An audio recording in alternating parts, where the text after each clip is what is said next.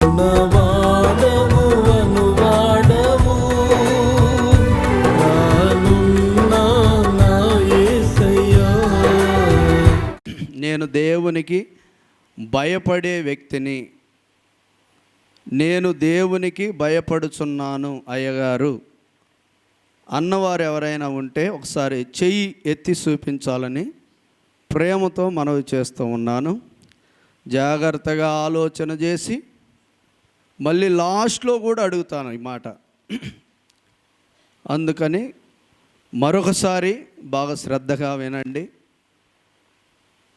నీవు నిజంగా దేవునికి భయపడితే నేను చెప్పే లక్షణాలన్నీ నీకు ఉండాలి, లేకపోతే నీకు దేవునికి నువ్వు భయపడినట్లు కాదు. కాబట్టి మరొకసారి అడుగుతున్నాను, తొందర ఏమీ లేదు, ఆలోచన చేసుకొని అయ్యగారు ఏ లక్షణాలు చెప్పినా ఆ లక్షణాలు నాలో ఉంటాయి కాబట్టి నేను చెయ్యి ఎత్తటానికి ఏమాత్రమో భయపడాల్సినటువంటి అవసరం లేదు అన్నవారు మరొకసారి అడుగుతున్నాను. నేను దేవునికి భయపడుచున్నాను పాస్టర్ గారు అన్నోళ్ళు ఒకసారి చేయెత్తండి. హల్లెలూయా, హల్లెలూయా. దేవునికి భయపడడం అనేది అది అన్నిటికంటే ఉత్తమమైన పని. ఆమేన్ చెప్పండి. హల్లెలూయా, హల్లెలూయా.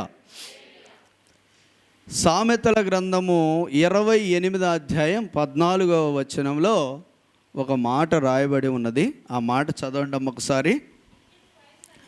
నిత్యము భయము కలిగి ప్రవర్తించువాడు ధన్యుడు. దేవునికి మహిమ కలుగునుగాక. నిత్యము భయము కలిగి ప్రవర్తించువాడు ధన్యుడు. దేవునికి మహిమ కలుగునుగాక. చాలు. హల్లెలూయా. నిత్యము భయము కలిగి ప్రవర్తించాలంట అండి. వాడు ధన్యుడు. దేవునికి మహిమ కలుగునుగాక. దేవునికి భయపడటం అనేది మనకి అది మంచిది, ఆశీర్వాదం. దేవునికి స్తోత్రం. దేవునికి భయపడడం అనేది మనం నేర్చుకోవాలని కూడా రాయబడింది బైబిల్లో. ద్వితీయోపదేశకాండంలో ఆ మాట ఉంటుంది, మీరు ఆ దేశమునందు నివసించినంత కాలం మీరు నాకు భయపడుచు ఆ విషయాన్ని మీ పిల్లలకు కూడా నేర్పించమని చెప్పాడు దేవుడు. తల్లిదండ్రులు దేవునికి భయపడాలి, పిల్లలు దేవునికి భయపడాలి, అందరూ దేవునికి భయపడాలి. ఎవడికి భయపడని వాడు కూడా దేవునికి భయపడాలి. దేవునికి మహిమ కలుగునుగాక. హల్లెలూయా. యెహోవాకు భయపడటం మనకు మంచిదండి. దేవునికి స్తోత్రం. అయితే చాలామంది ఈ విషయాన్ని అడిగినప్పుడు ఏమంటున్నారంటే నేను దేవునికి భయపడుచున్నాను అంటున్నారు. అయితే దేవునికి భయపడేవారు ఎలాగుంటారో ఒకసారి మనం బైబిల్లో చూసిన తర్వాత మీరే నిర్ణయించుకోండి. దేవుని భయం నాలో ఉందా లేదా అనేది మీకు అర్థమైపోద్దండి రాత్రి. దేవునికి స్తోత్రం. హల్లెలూయా చెప్పండి. దేవునికి భయపడితే ఎలా ఉంటారో, దేవుని భయం లేకపోతే ఎలా ఉంటారో 2 విషయాలు మీకు క్లియర్గా ఈ రాత్రి నేను తెలియజేస్తాను. ఆమేన్. నెంబర్ 1 చూడండి, దేవునికి భయపడేవారు ఎలా ఉంటారంటే నిర్గమాకాండము 2వ అధ్యాయం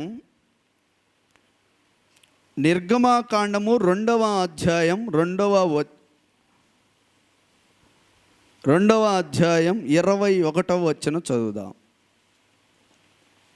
20వ వచనంలో ఉంటుంది, దేవుడు ఆ మంత్రసానులకు మేలు చేసెను. దేవునికి స్తోత్రం. ఎవరికి భయపడ్డారు వీళ్ళు? దేవునికి భయపడ్డారు. అక్కడ రాజుగారు ఒక విషయాన్ని చెప్పాడు. ఏమనంటే మీరు బాగా గమనిస్తే 15వ వచనంలో, మరియు ఐగుప్తు రాజు సిఫ్రా పూయా అను ఎబ్రీయుల మంత్రసానులతో మాట్లాడి, మీరు ఎబ్రీ స్త్రీలకు మంత్రసాని పని చేయుచు వారిని కాన్పు పీటల మీద చూసినప్పుడు మగవాడైన ఎడల వాని చంపుడి, ఆడుదైన ఎడల దానిని బ్రతకనీయుడని వారితో చెప్పెను. అయితే ఆ మంత్రసానులు దేవునికి భయపడి ఐగుప్తు రాజు తమకు ఆజ్ఞాపించినట్లు చేయక మగపిల్లలను బ్రతుకనీయగా. దేవునికి స్తోత్రం కలుగునుగాక. రాజుగారు ఏం చెప్పాడమ్మా? మగపిల్లల్ని చంపమని చెప్పేశాడు. కానీ వీరేం చేశారు? బ్రతకనిచ్చారు. అంటే వీరు ఎందుకు బ్రతకనిచ్చారు అంటే వారు ఎవరికి భయపడ్డారంట?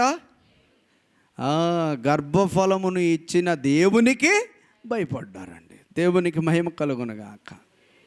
చిన్న పిల్లలను చంపడము అది మంచిదేనా అండి? మంచి పద్ధతేనా? కాదు. అది చాలా కీడు, చాలా ప్రమాదం, చాలా అన్యాయం. అవునా కదండి? చాలా పెద్ద అన్యాయం కదండి. పిల్లల్ని వారు ఏం చేశారండి? వాళ్ళు ఒక కుట్రపూరితముగా రాజుగారు వ్యవహరిస్తూ ఉన్నారు. ఏమిటయ్యా అంటే, మగపిల్లలను బ్రతకనిస్తే ఇశ్రాయేలీయులు ఏమవుతారు? విస్తరించిపోతూ ఉన్నారు.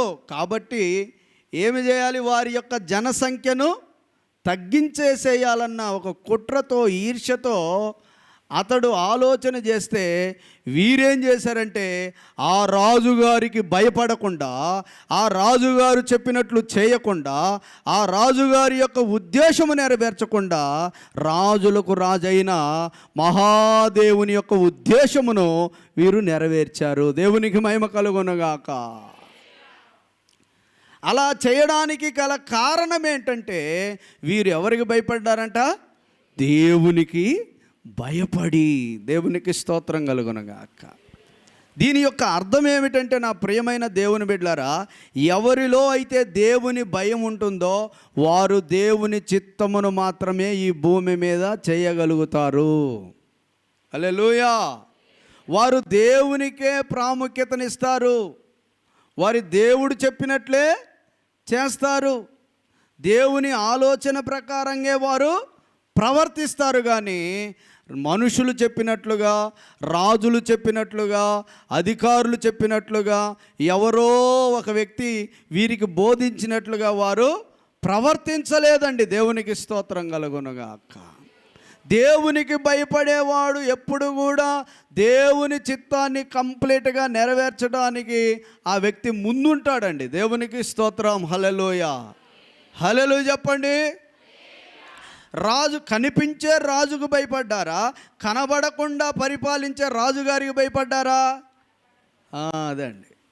మనం ఎవరికి భయపడుతుంటాం? ఎక్కువ ఎవరికి భయపడుతుంటాం? లోకములో ఉన్నవానికి భయపడుతుంటాం. వాస్తవం ఏంటి? మనలో ఉన్నవానికి మనం భయపడాలా. దేవునికి స్తోత్రం కనుగనగా. మనలో, మీలో ఉన్నవాడు లోకములో ఉన్నవానికంటే గొప్పవాడు. వీరు ఎవరికి భయపడ్డారు? వారిలో ఉన్న మహాదేవునికి భయపడ్డారండి. దేవునికి స్తోత్రం. మహాదేవునికి భయపడి దేవుని చిత్తానుసారంగా వారిని బ్రతకనీయగా దేవుడు వారికి ఏం చేశాడంట? మేలు చేశాడు.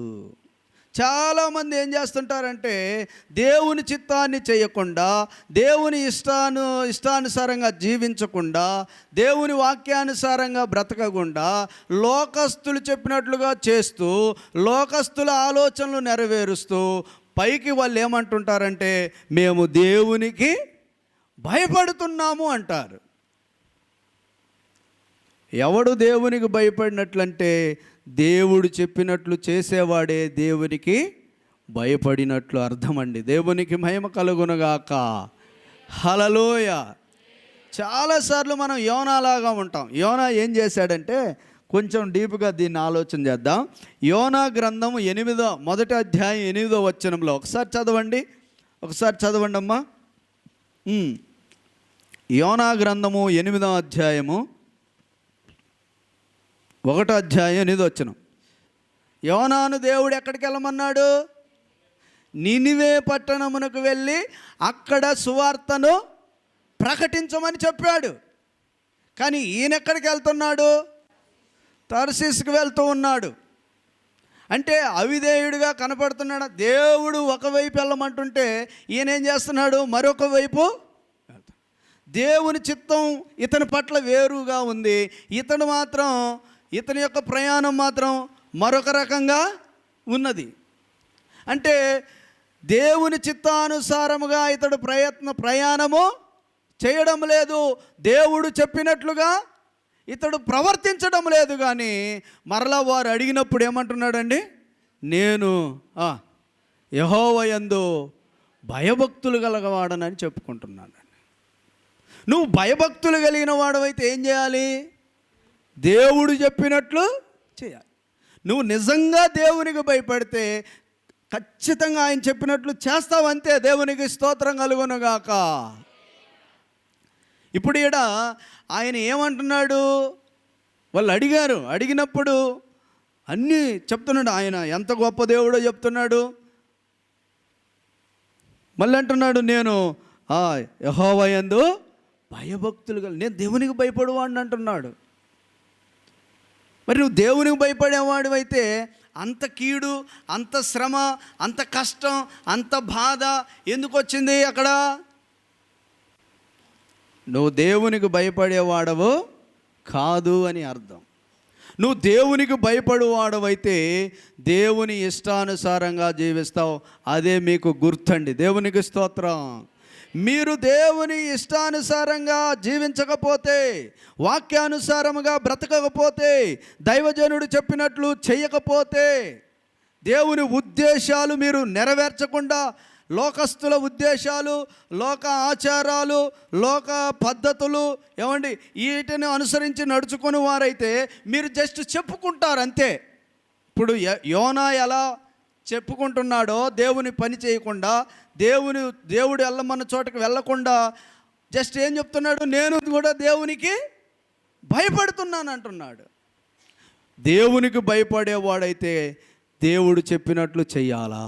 దేవునికి స్తోత్రం చెప్పండి. హల్లెలూయా. ఇదే సందర్భం మత్తయి సువార్తలో కూడా ఉందండి. ఆ జ్ఞానులు దేవుడు స్వప్నమందు మాట్లాడగా ఏం చేశారు, ఆ స్వప్నంలో దేవుడు చెప్పినట్లుగానే వారు మరొక రూట్లో వెళ్ళారు. అంతకుముందు హేరోదు రాజు ఏమన్నాడు, మీరు వెళ్ళి దర్శించి మరలా నా యొద్దకు రండి, నేను కూడా పూజిస్తాను అన్నాడు. అది నిజంగా పూజించడానికా, యేసు ప్రభువుని చంపడానికా? కానీ వారు ఏం చేశారండి, ఎప్పుడైతే దేవుడు స్వప్నం ద్వారా వారితో మాట్లాడాడో వారు దేవునికి భయపడి దేవుడు చెప్పినట్లుగా ప్రయాణం చేశారండి. దేవునికి స్తోత్రం కలుగునుగాక. ఒకటే గుర్తండి, మీరు దేవునికి భయపడేవారైతే దేవుని చిత్తానుసారంగానే జీవిస్తారు. ఎవరు ఎన్ని చెప్పినా, ఎంతమంది ఎన్ని రకాల ప్రయత్నాలు నిన్ను డైవర్ట్ చేయాలని ఎన్ని ప్రయత్నాలు చేసినా ఆ రూట్లోనికి వెళ్ళవు. దేవునికి స్తోత్రం కలుగునుగాక. అందుకే సాతాను తంత్రములను మనము ఎరుగని వారము కాము. చాలాసార్లు సైతానుగాడు మనల్ని నాశనం చేయాలని, మనల్ని పాడు చేయాలని, మన ద్వారా దేవుని రాజ్య వ్యాప్తికి కూడా నష్టం కలుగజేయాలని వాడు ప్రయత్నాలు చేస్తూ ఉంటాడు. మనం గ్రహించి దేవుని చిత్తమే చేయుదుముగాక. హల్లెలూయా. కాబట్టి వారు దేవునికి భయపడేవారు కాబట్టి ఆ మంత్రసానులు కనబడుతున్న ఆ రాజుగారికి తెలిస్తే చంపేస్తాడు. మనం చచ్చిపోయినా పర్వాలేదు, కానీ దేవుని కృప ద్వారా జన్మిస్తున్నటువంటి ఈ మగబిడ్డల్ని మనం ఏం చేయకూడదు, చంపకూడదు. చంపే రైట్స్ మనకి లేవు. గర్భఫలము ఆయన ఇచ్చు బహుమానము, కుమారులు ఆయన అనుగ్రహించు స్వాస్థ్యము. ఆయన అనుగ్రహించే స్వాస్థ్యమును మనం ఎలా చంపుతామమ్మాయి అని చెప్పి ఒకరితో ఒకరు ఏం చేశారు, మాట్లాడుకొని దేవుని భయం కలిగిన వారు గనక రాజుగారి మాటను వారు లెక్క చేయలేదు. దేవునికి స్తోత్రం. హల్లెలూయా. వారు గనక రాజుగారి మాటకు, రాజుగారికి భయపడితే అనేక మంది చిన్న పిల్లల్ని వారు ఏం చేసేవారండి? చంపేసేవారు. అందుకే దేవుడు వారికి మేలు చేశాడు. చప్పట్లు కొట్టి దేవుని మహిమపరుస్తాం. హల్లెలూయా, హల్లెలూయా. ఈ 66 పుస్తకాలు 1189 అధ్యాయాలు ఉన్నాయండి. ఇందులో ఎన్ని ఉన్నాయమ్మా? 66 పుస్తకాలు, 1189 అధ్యాయాలు. ఈ 1189 అధ్యాయాల్లో ఉన్నటువంటి వాక్యానుసారంగానే నువ్వు బ్రతకాలి. దానికి గుర్తు నువ్వు దేవునికి భయపడుతున్నావు అనే దానికి గుర్తు ఏమిటంటే, ఇదిగో ఎవరు ఏమి చెప్పినా ఈ వాక్యానుసారంగానే నువ్వు బ్రతకాలి. ఆమేనానండి? ఒక్కరు కూడా ఆమేనల్లే. దేవుడు మిమ్మును దీవించునుగాక. అదిగో దానికి మాత్రం మనం ఏం చేస్తాము? ఫస్ట్ ప్రైజ్ మనకే. దేవునికి స్తోత్రం. అర్థమవుతుందండి? ఈరోజు రకరకాల బోధలు, రకరకాల ప్రవచనాలు, రకరకాల దర్శనాలు, రకరకాల ఏమంటారంటే డినామినేషన్స్ రకరకాల తయారైపోయి చాలామంది దుర్బోధలు బోధిస్తున్నవారు ఉన్నారు. మీరు దేవునికి భయపడేవారైతే మీరు సత్యమునందు ప్రతిష్ఠ చేయబడాలి. హల్లెలూయా. మీరు సత్యవాక్యములో ఏం కావాలి? ప్రతిష్ఠ చేయబడాలి. అబద్ధ ప్రవక్తల గురించి జాగ్రత్త పడాలి. అబద్ధ బోధనల గురించి జాగ్రత్త పడాలి. దేవునికి స్తోత్రం కలుగునుగాక. హేరోదు లాంటి రాజులు, ఫరో లాంటి రాజులు, ఇలా చాలామంది రకరకాల మాటలు మనకి నేర్పిస్తుంటారు, చెప్తూ ఉంటారు. వారి మాటలు మనం వినొద్దు. మనం దేవుని మాటలే వినాలా. దేవునికి స్తోత్రం. దేవుని చిత్తమే చెయ్యాలి. అది దేవునికి భయపడి వారు చేసే మొదటి పని అండి. దేవునికి మహిమ కలుగునుగాక. హల్లెలూయా, హల్లెలూయా చెప్పండి. రెండవది చూడండి, రెండవది దేవునికి భయపడేవారండి. ఆదికాండము 22వ అధ్యాయము 12వ వచనాన్ని చదువుదాం. నీకు ఒక్కడయ్యున్న నీ కుమారుణ్ణి నాకియ్య వెనుతీయలేదు గనుక నీవు దేవునికి భయపడువాడవని ఇందువలన నాకు కనబడుచున్నదనెను. దేవునికి స్తోత్రం కలుగునుగాక. రెండవ విషయం గమనించండి. దేవునికి భయపడేవారంట నీకు ఒక్కడయ్యున్న నీ కుమారుని నాకియ్య వెనుతీయలేదు గనుక నీవు దేవునికి భయపడువాడవని ఇందువలన నాకు కనబడుచున్నది. ఆమేన్. రెండవ లక్షణం, దేవునికి భయపడే వారిలో ఉండే రెండవ లక్షణం ఏమిటంటే, దేవునికి ఇవ్వడానికి వారు వెనుక తీయలేరంట. దేవునికి స్తోత్రం కలుగునుగాక. ఆమేన్ చెప్పండి. దేవునికి ఇచ్చే విషయంలో వారు వెనుకడుగు వేయరండి. Praise the lord. అబ్రహాము చరిత్ర అంతా మనకి అందరికీ తెలుసండి. అబ్రహామును దేవుడు గొప్పగా ఆశీర్వదించాడు. ఆమేన్. అబ్రహాము దేవునికి స్నేహితుడు. అబ్రహామును దేవుడు ఆశీర్వదించాడు.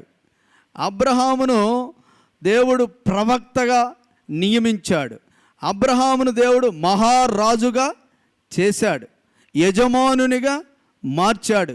అబ్రహామును విశ్వాసులకు తండ్రిగా చేశాడు. దేవునికి స్తోత్రం. హల్లెలూయా చెప్పండి. హల్లెలూయా. ఆదికాండము 12వ అధ్యాయం నుంచి ఆదికాండము 25వ అధ్యాయం వరకు అబ్రహాము యొక్క చరిత్ర రాయబడుతూ ఉంది. అబ్రహాము జీవితాన్ని మనం గమనిస్తే నా ప్రియమైన దేవుని బిడ్డలారా, ఆదికాండంలో మీరు 13వ అధ్యాయములో 14, 13, 15 అధ్యాయములో అబ్రహాము అన్ని విషయాలలో అన్నిటిలో ఆయన 10వ వంతు దశంభాగం ఇచ్చాడండి. దేవునికి మహిమ కలుగునుగాక. ఆదికాండము 18వ అధ్యాయములో దేవదూతలకు ఆయన ఆతిథ్యం ఇచ్చాడండి. ఆదికాండము 22వ అధ్యాయంలో తనకు ఒక్కడై ఉన్న తన కుమారుడైన ఇస్సాకును దేవునికి బలిగా విశ్వాసం ద్వారా అర్పించేశాడు. దేవునికి స్తోత్రం కలుగునుగాక. హల్లెలూయా. ఏమిచ్చాడమ్మా? దశమభాగం ఇచ్చాడు. రెండవది ఆతిథ్యం ఇచ్చాడు. మూడవది కుమారుణ్ణి ఇచ్చాడు. ఇవ్వడానికి వెనుక తీయని వాడే నిజముగా దేవునికి భయపడేవాడు. దేవునికి స్తోత్రం కలుగునుగాక. ఈ 3 విషయాల్లో మీరు ముందున్నారా? వెనుక తీయకుండా మీరు ఇచ్చే వారిగా ఉన్నారా అని మిమ్మల్ని మీరు పరిశీలన చేసుకోవాలి. హల్లెలూయా. హల్లెలూయా చెప్పండి. ఎంతమంది ఆతిథ్యం ఇస్తున్నారు సంఘానికి, సేవకులకు? ఆతిథ్యం ఇస్తున్నాం పాస్టర్ గారు. మేము సంవత్సరానికి ఒకసారైనా సంఘమును పిలిచి సేవకులను పిలిచి మీ ఇంటిలో భోజనం పెట్టాలి. ఆమేన్ చెప్పండి. అమ్మో, చాలా ఖర్చు అయిద్దయ్యా. భలే పాస్టర్ గారు, ఈ అర్ధరాత్రి కాల సమయంలో ఇంత ఖర్చు మా నెత్తి మీద వేస్తున్నావు ఏందయ్యా అన్నట్లు మీరు చూస్తున్నారు. కానీ ఈ అర్ధరాత్రి కాలంలో ఆశీర్వాదాలు మీ నెత్తి మీద వేయాలని వచ్చాను నేను. దేవునికి స్తోత్రం కలుగునుగాక. ఎంతమంది ఆశీర్వదించబడాలనుకుంటున్నారమ్మా? చెయ్యెత్తండ్రా, ఎత్తండి, మంచిదేగా. ఆమెన్. చూడండి, మీరు అబ్రహాము ఆతిథ్యం ఇచ్చిన తర్వాతనే, దేవదూతలకి ఆహారం పెట్టిన తర్వాతనే హాయిగా దేవదూతల ఆహారం తిని ఏం చేశారు? ఆశీర్వదించాడు.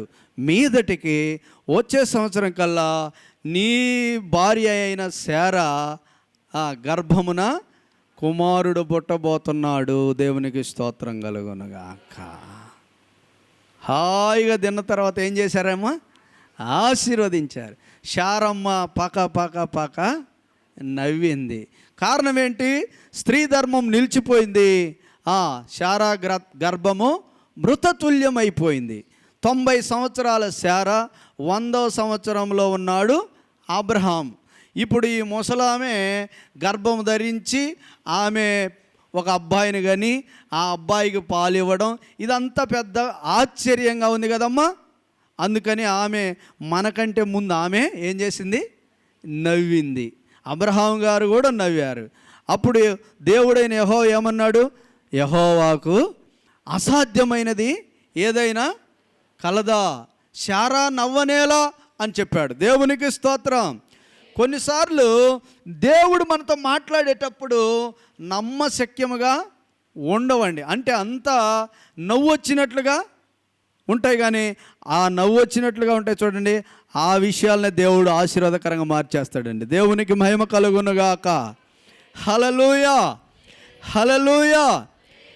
కాబట్టి నా ప్రియమైన దేవుని బిడ్డలారా, మీరు దేవునికి భయపడేవారైతే దేవునికి ఇవ్వడానికి ఏమాత్రం వెనుక తీయరు. దేవునికి స్తోత్రం కలుగునుగాక. ఆయన 10వ భాగమును కూడా 10వ వంతును కూడా ఏం చేశాడు? ఆయన ఇచ్చేశాడు. ఆమెన్. ఇవ్వాలండి. 90% మనం తినాలి, 10% దేవునికి ఇవ్వాలి. ఆమెన్. హల్లెలూయా చెప్పండి. మనం ఏం చేస్తామండి? 100% కూడా మాకు సాలదు పాస్టర్ గారు, మేమే ఇంకా అప్పులు తెచ్చుకుంటున్నామన్నట్టు.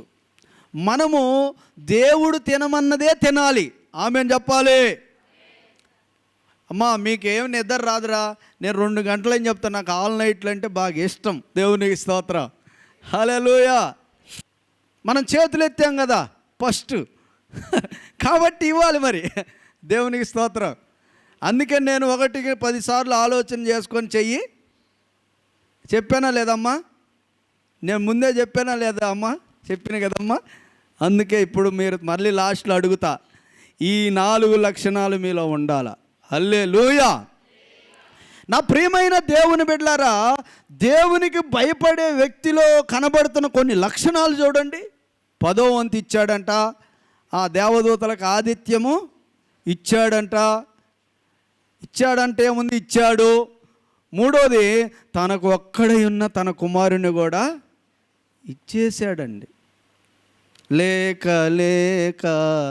వృద్ధాప్యమందు ఏకైక కుమారుని ఇచ్చింది నీవే, ఇచ్చిన నీవే బలి కోరగా, తెచ్చి నీకు అర్పించిన అబ్రహాముల. దేవునికి స్తోత్రం కలుగునుగాక. మనం ఏం చేస్తుంటామండి?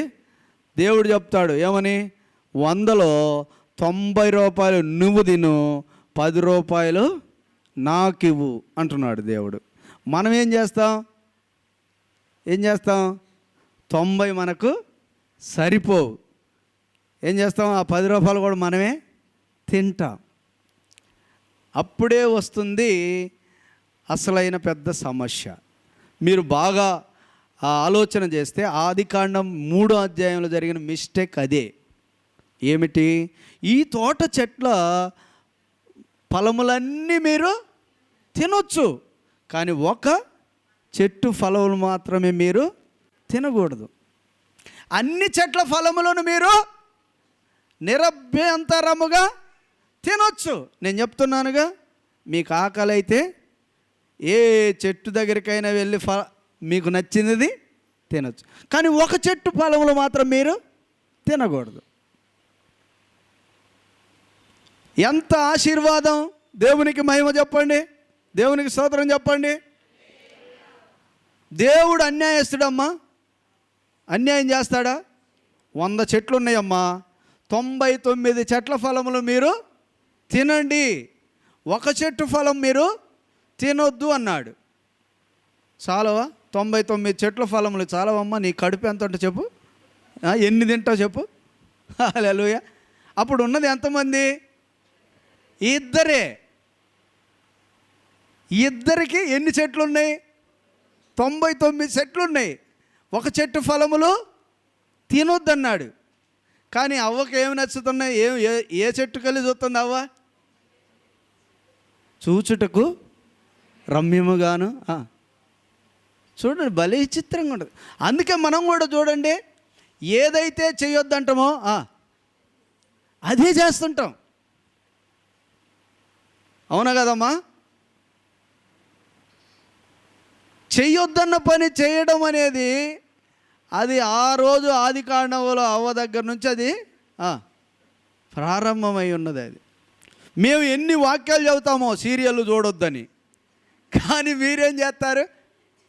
ఏం చేస్తారమ్మా?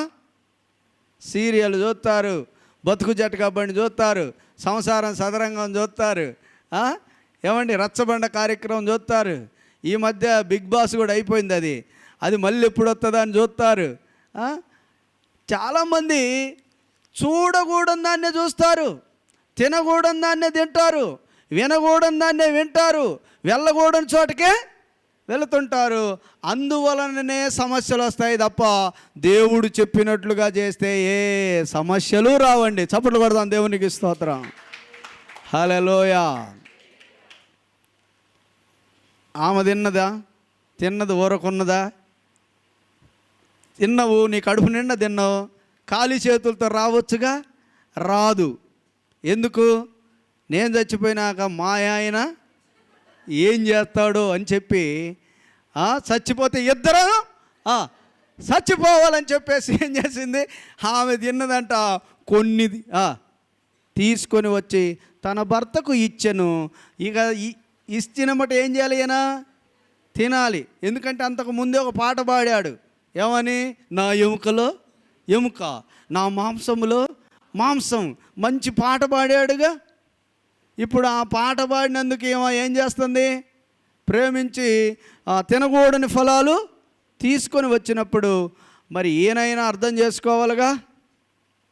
అవేమీ లేదండి, తినకపోతే ఏమంటుందోనని చెప్పి ఈయన కూడా ఏం చేశాడు? ఇద్దరు తిన్నారు. ఇంతగా తిన్నది ఏంటంటే దేవుడు తినవద్దన్న ఫలం. ఈరోజు మన కుటుంబాలను మనం గమనిస్తే, మన వ్యక్తిగత జీవితాన్ని కూడా మనం గమనిస్తే, మనము దేవునికి ఇవ్వవలసిన దాన్ని ఏం చేస్తున్నాం? మనము దేవునికి ఇవ్వాలి, మనది మనం తినాలా. దేవునికి స్తోత్రం కలుగునుగాక. దేవునికి ఇవ్వవలసిన దాన్ని మనం ఏం చేయకూడదు? తినకూడదు. ఆమేన్ చెప్పండి, హల్లెలూయా చెప్పండి. అన్నిటిలో 10వ వంతు ఇవ్వగలిగితే దేవుడు నిన్ను దీవిస్తాడు. హల్లెలూయా. దేవుడు నిన్ను గుర్తిస్తాడు. ఏంటి గుర్తింపు? ఏం గుర్తింపు వస్తుంది? ఇందువలన నీవు దేవునికి భయపడువాడవని నాకు అర్థము అవుతున్నది. హల్లెలూయా, స్తోత్రం చెప్పండి. Praise the Lord. దేవునికి ఇవ్వడం వలన దేవుడు అంటున్నాడు, ఇందువలన నువ్వు నాకు భయపడుతున్నవాడవని అర్థమవుతుంది. మన పిల్లలను దేవునికి ఇవ్వాలా? ఆమేన్ చెప్పండి. మన ఇంట్లో 2-3 పిల్లలు ఉన్నారనుకోండి, వారిలో ఒకరినైనా దేవునికి మనము ఇవ్వాలి. మేము 8 మంది అండి, దేవునికి స్తోత్రం. ఎంతమంది అమ్మా? 8 మంది సంతానం. 4 మరి అబ్బాయిలు, 4 అమ్మాయిలు, 2 అక్కలు, 2 చెల్లెళ్ళు, నాకు 2 అన్నలు, 1 తమ్ముడు, మొత్తం 8 మంది. 8 మందిలో దేవుడు నన్ను ఏర్పరుచుకున్నాడు. చప్పట్లు కొడదాం. హల్లెలూయా, హల్లెలూయా. మా అమ్మ ఎంతో సంతోషిస్తుందో నన్ను చూసి, మా నాన్న ఎంతో సంతోషిస్తూ ఉంటాడు. మనకి 8 మంది పుట్టారమ్మాయి, ఒకడు దేవుని సేవ చేస్తున్నాడని చెప్పి ఎంత సంతోషిస్తారు. అందుకని మీ పిల్లలు మీ చేతిలో ఉండే కంటే మీ పిల్లలు దేవుని చేతిలో ఉంటే దేవుడు వారిని ఆశీర్వాదకరంగా మార్చేస్తాడు, వారిని ఉన్నతమైన స్థితిలో నిలవబెడతాడండి. దేవునికి స్తోత్రం. మనమేమనుకుంటున్నాము?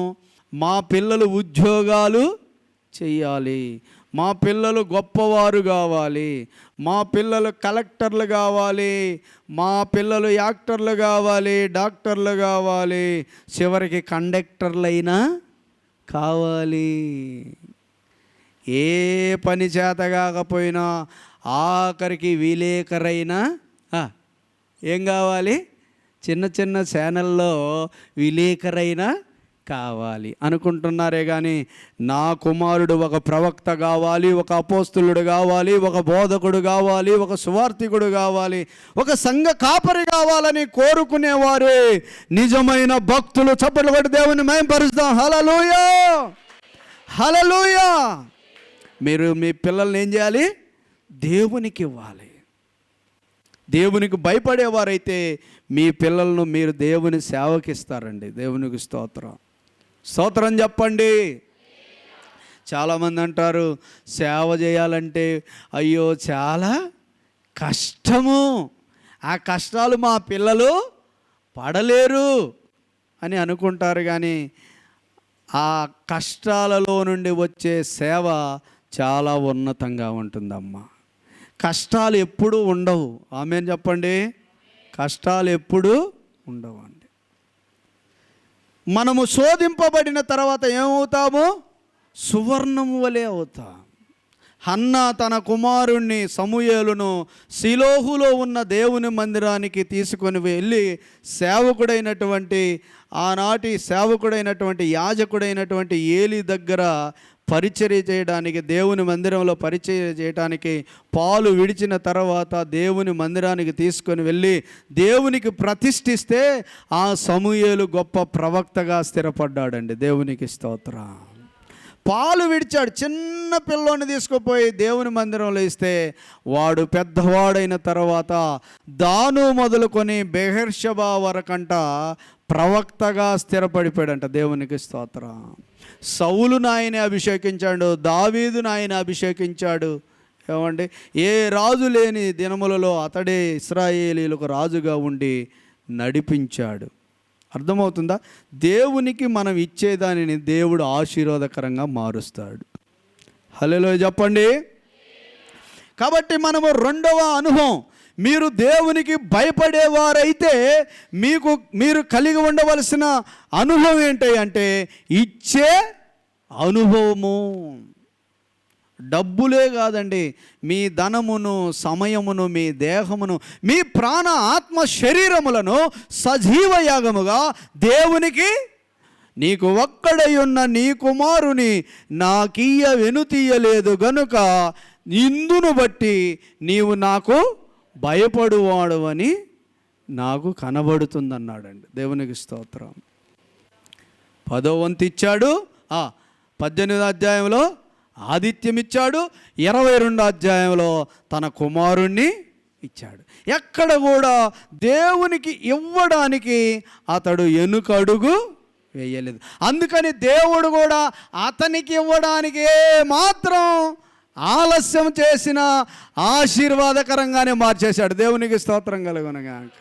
బైబిల్లో రాయబడింది కదమ్మా, ఇవ్వుడి చెప్పండి, ఇవ్వుడి మీకు ఇవ్వబడును. పక్కనలో చెప్పండి, డబ్బులు కాదులేమ్మా, చెప్పండి హల్లెలూయా. ఇవ్వుడి, ఇదిగో వీళ్ళు చెప్పట్లా ఫస్ట్ లైన్ వాళ్ళు, ఇవ్వుడి మీకు ఇవ్వబడును. మీరు ఇచ్చేది 10 రూపాయలే కానీ ఆయన 10,000 ఇస్తాడమ్మా. ఆమెన్. ఆయన నీవే దీనస్థితిలో ఉండి నీవే ఒక 10, 20, 100 ఇస్తే ఆయన సంపన్న స్థితిలో ఉన్నవాడు, ఐశ్వర్యవంతుడు, ఆయన ఎంత ఇస్తాడమ్మా? అందుకన్నాడు మలాకీలో అనుకుంటా, ఆకాశ వాకిండ్లు ఇప్పి పట్టజాలనంత విస్తారమైన దీవెనలు కొమ్మరించదనని చెప్పాడమ్మా. చప్పట్లు కొట్టి యేసయ్యను మహిమపరచండి. దేవునికి మహిమ కలుగునుగాక. హల్లెలూయా. కాబట్టి ఇక్కడ 2వ లక్షణం, దేవునికి నువ్వు భయపడే వ్యక్తివైతే నీకు ఇచ్చే అనుభవము ఉండాలి. సనుగు కొనక ఎలా ఇయ్యాలంట? సనుగు కొనక. అక్కడ ఏమన్నదండి? చదవండి మీరు. 2వ కొరింథీ పత్రిక ఒకసారి తీయండి అమ్మా. 8వ అధ్యాయం అనుకుంటా, 9వ అధ్యాయం ఒక్కసారి 7వ వచనం. సనుగు కొనకయు బలవంతముగా కాకయు ప్రతివాడును తన హృదయములో నిశ్చయించుకొనిన ప్రకారం ఈయవలెను. దేవుడు ఉత్సాహముగా ఇచ్చువానిని ప్రేమించును. చప్పట్లు కొడదాం. హల్లెలూయా. దేవుడంట ఉత్సాహముగా ఇచ్చువారిని ఏం చేస్తాడంట? ప్రేమించును. ఎంత మంచి మాట అండి. ఎలా ఇయ్యాలమ్మా? సనుగు కొనక. చెప్పాలి, సనుగు కొనక బలవంతము కాక. ఎలా ఇవ్వాలి మరి? ఉత్సాహముగా ఇవ్వాలి. మీరు గమనించారా? ఇస్సాకును అడిగాడు కదా, నీవు ప్రేమించు ఇస్సాకును తీసుకొని నేను చూపించు పర్వతములలో ఒకదాని మీద ఏం చేయమన్నాడు? నాకు బలిగా అర్పించమంటే ఎక్కడైనా సనిగినట్లు కానీ బలవంతపడ్డట్లుగా కానీ, తన భార్యకు చెప్పి ఏడ్చినట్లు కానీ, బంధువులకు చెప్పి ఏడ్చినట్లు కానీ, ఇరుగు పొరుగు వాళ్ళకి చెప్పి ఏడ్చినట్లు కానీ, లేకపోతే తానే పక్కకు వెళ్ళి ఏడ్చినట్లు కానీ బైబిల్లో ఉందా? ఉందా అమ్మా? అసలు ఇస్సాకుకు కూడా చెప్పలేదండి. ఇస్సాకు అడిగాడు, కట్టెలు ఉన్నాయి, నిప్పు ఉంది, అది ఉంది, ఇది ఉంది. గొర్రెపిల్ల ఏదంటే ఏమన్నాడండి? యెహోవా ఈరే. దేవునికి స్తోత్రం. గొర్రెపిల్లను ఆయనే చూసుకుంటాడని చెప్పాడే తప్ప ఎక్కడ కూడా సనుగుకోలేదండి. దేవునికి స్తోత్రం. హల్లెలూయా. ఎందుకు సనుగుకోలేదో తెలుసా? అతడు దేవునికి భయపడువాడు. చప్పట్లు కొట్టి యేసయ్యను మహిమపరచండి. దేవునికి భయపడేవాడు సనుగు కొనడు. దేవునికి ఇవ్వడానికి దిగులు పడడు. దేవునికి ఇవ్వడానికి వెనుకడుగు వేయడు. దేవునికి స్తోత్రం కలుగునగాక. ఎందుకు ఇవ్వాలంటే ఆయనంట తన ప్రాణముని ఇవ్వడానికి కూడా మన కొరకు ఏమాత్రం సందేహించలేదండి. దేవునికి స్తోత్రం. బైబిల్లో ఉంటుందండి, రెఫరెన్సులు చాలా ఉన్నాయి. భక్తిహీనుల కొరకంట ఆయన ఏమయ్యాడంట? యుక్త కాలమున చనిపోయానని రాయబడిందండి. మన కొరకు తన ప్రాణాన్ని ఇవ్వడానికి ఆయన సిద్ధపడ్డాడు. కాబట్టి మనము ఆయనకి ఇవ్వవలసిన వాటిని ఇవ్వడానికి మనం కూడా సిద్ధంగా ఉండాలి. దేవునికి మహిమ కలుగునుగాక. హల్లెలూయా చెప్పండి. హల్లెలూయా. నెంబర్ 1 పాయింట్ ఏంటంటే దేవునికి భయపడేవారు దేవుని మాట వింటారు. రెండవది ఏంటంటే దేవునికి భయపడేవారు దేవునికి ఇవ్వడానికి వెనుకడుగు వేయరు, ముందడుగే వేస్తారు. దేవునికి స్తోత్రం కలుగునుగాక. మూడో మాట చూడండి, దేవునికి భయపడేవారండి వారు ఎలా ఉంటారంటే ఆదికాండం 39, ఇంకొక 20 నిమిషాల్లో మనం ముగించేద్దాం. ఆదికాండము 39 9వ వచనం చదవాలి, త్వరగా చదవండి. దేవునికి భయపడేవారు, ఆదికాండము 39 9వ వచనం చదివితే, నీవు అతని భార్యవైనందున నిన్ను తప్ప మరి దేనిని నాకు అప్పగింపక ఉండలేదు, కాబట్టి నేనెట్లు ఇంత ఘోరమైన దుష్కార్యము చేసి దేవునికి విరోధముగా పాపం కట్టుకుందునని తన యజమానుని భార్యతో అనను. అంటే ఇక్కడ ఇండైరెక్ట్గా ఈయన ఏమంటున్నాడంటే, నేను పాపము చేయలేను, ఇంత ఘోరమైన దుష్కార్యము నేను చేయలేను అంటున్నాడండి. కారణం ఎందుకు అంటున్నాడు ఆ మాట, ఎందుకు అంటున్నాడో అక్కడ లేదండి. మరి ఎక్కడ ఉంది చూడండి ఒకసారి. 42వ అధ్యాయం 18వ వచనం చదవండి అమ్మా. ఆదికాండం 42:18, మూడవ దినమున యోసేపు వారిని చూసి నేను దేవునికి భయపడువాడను. ఆమేన్. ఆ స్త్రీ దగ్గర ఎందుకు అలా మాట్లాడాడు అని అంటే, ఆయన ఎవరికి భయపడేవాడు? పోతీఫరుకు భయపడే వ్యక్తి కాదు ఈయన, లేకపోతే మనుషులకు భయపడే వ్యక్తి కాదు. వారికి భయపడితే ఏముంది, వారు లేనప్పుడు ఇతడు దేవునికి వ్యతిరేకంగా పాపం చేయొచ్చు. అదేనండి మనం చేసే మిస్టేక్ ఏందయ్యా అంటే, అందరికి భయపడుతుంటాం కానీ దేవునికి భయపడం. అదే వచ్చిన సమస్య. పాస్టర్ గారికి భయపడతాం, పాస్టర్ అమ్మకు భయపడతాం, సంఘ పెద్దలకు భయపడతాం, భర్త భార్యకు భయపడతాడు, భార్య భర్తకు భయపడుతుంది, తల్లిదండ్రులు పిల్లలకు భయపడుతుంటారు. భయపడటంలో తప్పు లేదు, కానీ అసలైన విషయం ఏంటంటే మనం అందరం కూడా దేవునికి భయపడాలి. చప్పట్లు కొట్టి దేవుని మహిమపరచండి. మీరు పరిశుద్ధులుగా బ్రతకాలంటే ఖచ్చితంగా ఎవరి భయం ఉండాలమ్మా? దేవుని భయం ఉండాలి, దేవుని భయం ఉండాలి. ఎందుకంటే దేవుడు అన్ని చోట్ల ఉంటాడు, అందరినీ చూస్తుంటాడు. దేవునికి స్తోత్రం. అన్నిటినీ ఎరిగినవాడు ఆయన. ఎవరండి మన దేవుడు? అన్నిటినీ ఎరిగినవాడు. సమరయ స్త్రీ అనుకుంది యేసయ్యకి ఏం తెలుసులే అనుకుంది. యేసయ్య అంటున్నాడు, ఇప్పుడున్నవాడు నీకు భర్త కాడు, నీకు పెనిమిట్లు 5 అన్నాడు. గుండెలు పగిలిపోయినాయి. ఆయనకి ఏం తెలియదు అనుకున్నది ఆమె, కానీ అన్నిటినీ ఎరిగినవాడు ఆమెతో మాట్లాడుతున్నాడు. దేవునికి స్తోత్రం చెప్పండి. అందుకే శిష్యులు యోధా చనిపోయిన తర్వాత మరొక శిష్యుని కొరకు వారు చీట్లు వేసేటప్పుడు ఏమనేసారు తెలుసా? అందరి హృదయములను ఎరిగి ఉన్న ప్రభువా అని వేశారండి. కాబట్టి ఇక్కడ ఎవరికి భయపడుతున్నాడంట యోసేపు గారు? దేవునికి భయపడుతున్నాడు. అందుకని చెప్పి ఆ స్త్రీ, ఆ యజమానురాలు బలవంతం చేసిన యవన కాలంలో ఇతను ఉన్న ఆ పాపం చేయకుండా బయటికి ఏం చేశాడంట? పరుగెత్తుకొని పారిపోయాడండి. దేవునికి మహిమ కలుగునుగాక. మీకు సంగతి తెలుసా? ఇంకో కొంచెం డీప్గా, యోసేపుకి తల్లి ఉందా ఆ టైంలో? లేదు. యోసేపు చిన్నప్పుడే యోసేపు గారి యొక్క తల్లి బెన్యామీను పుట్టిన తర్వాత, బెన్యామీనుకు జన్మనిచ్చిన వెంటనే ఏమైంది? రాహేలు చెప్పాలమ్మా, చనిపోయింది.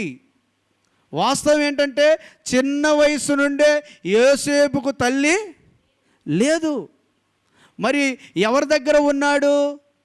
ఈ బిల్హా జిల్ఫా ఉన్నారు చూడండి, వీరి కుమారుల దగ్గర ఈ యొక్క యోసేపు పెరిగాడు. దేవునికి మహిమ కలుగునుగాక. ధర్మశాస్త్రమా ఉందా అంటే ధర్మశాస్త్రము కూడా అప్పటికి రాలేదు. ధర్మశాస్త్రము లేదు, భయము భక్తితో భయభక్తులతో పెంచడానికి తల్లి కూడా లేదు. అయినా కూడా అతడు దేవునికి భయపడ్డాడు. దేవునికి మహిమ కలుగునుగాక. చప్పట్లు కొట్టి దేవుని మహిమపరచండి. దేవునికి భయపడిన వ్యక్తి దేవునికి విరోధముగా పాపం చెయ్యలేడు. ఒకవేళ నువ్వు దేవునికి విరోధంగా ఇంకా నువ్వు పాపంలోనే ఉన్నావంటే నీలో ఏమి లేదు, దేవుని భయము లేదమ్మా. ఇంకా నువ్వు తాగుబోతుగా, తిరుగుబోతుగా, దొంగగా, వ్యభిచారిగా, మోసగాడిగా, నరహంతకుడిగా, దూషకుడిగా, హింసకుడిగా, హానికరుడుగా నీవు బ్రతుకుతున్నావంటే నీకు లేనిదేందంటే అన్నీ ఉన్నాయి కానీ నీకేమి లేదు, దేవుని భయం లేదు. దేవుని భయం పోవడం వలన నీవు ఇంకా పాప జీవితంలోనే కొనసాగుతున్నావు. నువ్వు దేవుని భయం ఉన్న వ్యక్తివైతే పాపమును అసహించుకుంటావు. ఆమేన్. చెడ్డదానిని అసహించుకొని మంచిదాన్ని ఏం చేసుకుంటావు, హత్తుకుంటావు. దేవునికి స్తోత్రం కలుగునుగాక. కాబట్టి నువ్వు పరిశుద్ధంగా జీవించకుండా నీ ఇష్టానుసారంగా జీవిస్తూ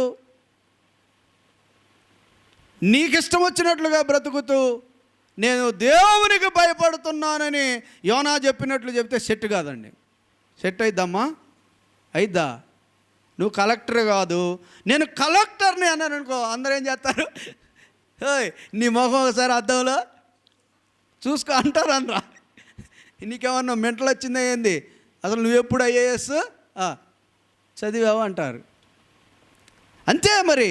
నీవు దేవునికి నచ్చకుండా నువ్వు జీవిస్తూ నేను దేవునికి భయపడువాడంటే ఆకాశమందు నుండి చూస్తున్న దేవుడు ఏం చేస్తాడంట, నవ్వుతాడు. ఏమైందిరా ఈ అమ్మాయికి అంటాడు. దేవునికి స్తోత్రం కలుగునుగాక. గెరారులో ఒక ఆయన ఉన్నాడు, రాజుగారు. ఆయన ఏం చేశాడో తెలుసా, అబ్రహాం భార్య అయినటువంటి శారాన్ని తీసుకొచ్చుకొని ఇంట్లో పెట్టుకున్నాడు. ఎందుకు? ఈయనకి ఆయనకున్న డిఫరెన్స్ ఏంటో తెలుసా, పొరుగువాని భార్యను తీసుకొని వచ్చి ఇంట్లో పెట్టుకున్నాడు. పొరుగువాని భార్య అని ఇతడు బయటికి పారిపోయాడు. కారణం ఏంటంటే ఇతనికి దేవుని భయం ఉంది, అతనికి దేవుని భయము లేదండి. నీవు ఎప్పుడు వ్యతిరేకంగా జీవిస్తావో తెలుసా, దేవుని భయము లేనప్పుడే. ఇంతకన్నా డీప్గా నేను చెప్పలేను. దేవునికి స్తోత్రం. అవసరం కూడా లేదు. హల్లెలూయా. మీరు దేవునికి భయపడి పరిశుద్ధతను సంపూర్తి చేసుకుంటే పరలోకంలో కనపడతారు మీరందరూ కూడా. దేవునికి స్తోత్రం.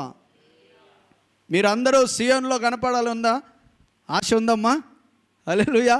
పరలోకంలో కనపడాలని, దేవదూతలతో కలిసి ఆరాధించాలని, బంగారపు వీధుల్లో తిరగాలని, దేవుడిచ్చే బహుమానాలు పొందుకోవాలని, ఆ యుగయుగాలు దేవునితో హాయిగా ఆనందముగా ఆరాధించాలని ఎంతమందికి ఆశ ఉందో ఒకసారి చేతులెత్తండి. ఒకసారి చేతులెత్తండి చూద్దాం. ఖచ్చితంగా మీరు పరిశుద్ధులుగా ఉండాలా. పరిశుద్ధత లేకుండా ప్రభువును ఎవడును చూడలేడు. హృదయ శుద్ధి గలవారు ధన్యులు, వారు ప్రభువును చూసేదరు, దేవుణ్ణి చూస్తారండి. కాబట్టి నా ప్రియమైన దేవుని బిడ్డలారా, మరొక వచనం చదవండి, చాలా అద్భుతంగా ఉంటుంది. ఎందుకు మనల్ని దేవుడు పిలుచుకున్నాడంటే లేవియా కాండం 20వ అధ్యాయం 26వ వచనం. లేవియా కాండం 20వ అధ్యాయం 26వ వచనం ఒకసారి చదవండి అమ్మా. ఒక్కసారి ఆ మాట చదవండి. లేవియా కాండము 20వ అధ్యాయం 20వ వచనం. త్వరగా.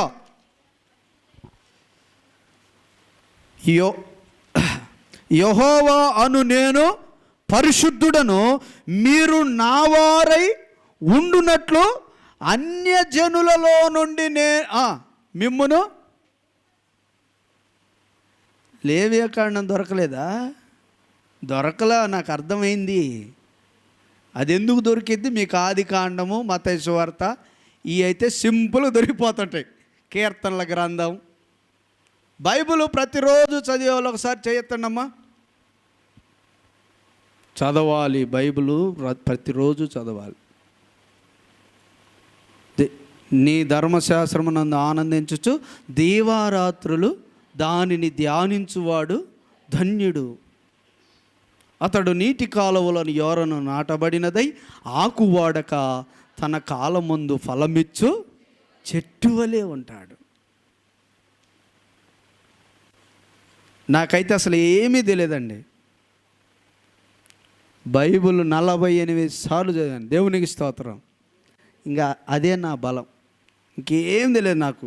ఎక్కడ ఎవరి దగ్గర పెద్ద వాళ్ళ దగ్గర నేర్చుకున్నది ఏమి లేదండి.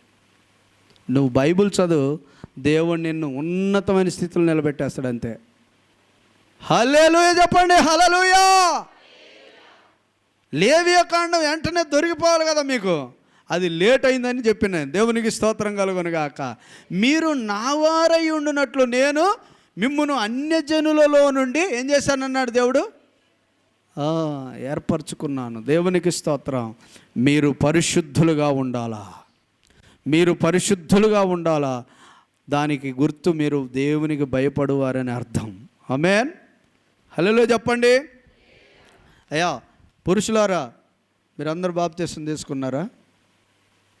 మీరు చాలా జాగ్రత్తగా ఉండాలి. చెడు వ్యసనములను ఏం చేయాలి? పూర్తిగా ఏం చేయాలి? విడిచిపెట్టాలి. ఏది మీలో ఉండడానికి వీల్లేదు. దేవుని ఆత్మచేత మీరు నింపబడాలి.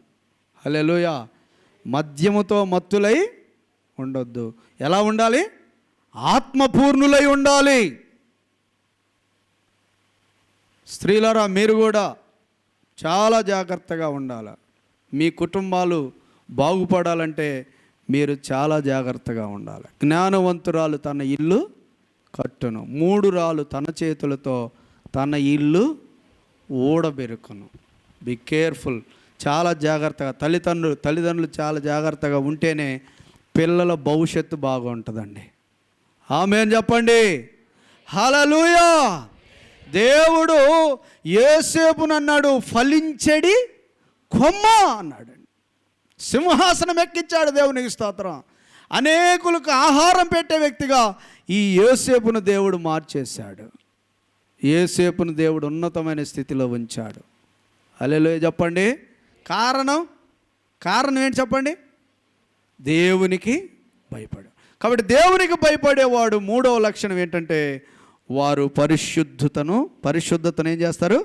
కాపాడుకుంటారు. వారు చెడుతనమును ఏం చేస్తారు? విసర్జిస్తారు, అసహించుకుంటారు.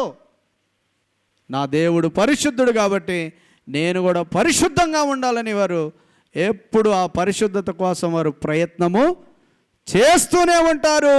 చేస్తూ పరిశుద్ధతలో వారు సంపూర్ణులవుతారు. దేవునికి మహిమ కలుగునుగాక. హల్లెలూయా. చివరి మాట చదువుకొని ముగించేద్దాం. చూడండి, దేవునికి భయపడేవారు ఎలా ఉంటారంటే 1 రాజుల గ్రంథము 21వ అధ్యాయం 29వ వచనం. ఒక్క మాట చదవండి. ఒక్క మాట అమ్మ. 1 రాజుల గ్రంథం 21వ అధ్యాయం 29వ వచనం.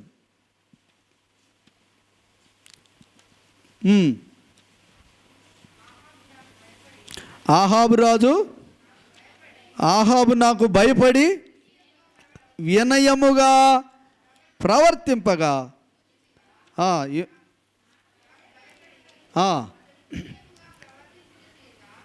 ప్రవర్తించుట చేత ఆ అపాయం అతని కాలమునందు సంభవింపకుండా ఆపి అతని కుమారుని కాలమునందు అతని కుటుంబముల మీదకి నేను రప్పించదు. ఈయన పేరు ఆహాబు. ఈయన ఎవరికి రాజు? ఇశ్రాయేలీలకు రాజు. ఈయన భార్య పేరేమిటి? అమ్మా ఏనండ్రా, మీకు ఇలా చెప్తే సింపుల్గా అర్థమయ్యిద్దని. ఆయన భార్య పేరు ఏంటమ్మా? యెజబెలు. ఆయన పేరు ఆహాబు. వీరు చాలా ఘోరమైనటువంటి పరిపాలన చేశారు. విగ్రహారాధన చేశారు. మరి ఏమంటారంటే నాబోతు అనేటువంటి వ్యక్తిని కూడా వీరు అబద్ధ సాక్షులను పెట్టి ఏం చేశారు? చంపించేశారు. చాలా అన్యాయంగా దుర్మార్గంగా వీరు ప్రవర్తించారు. ఏలియాను కూడా చంపుతానని ఎవరు బెదిరించింది?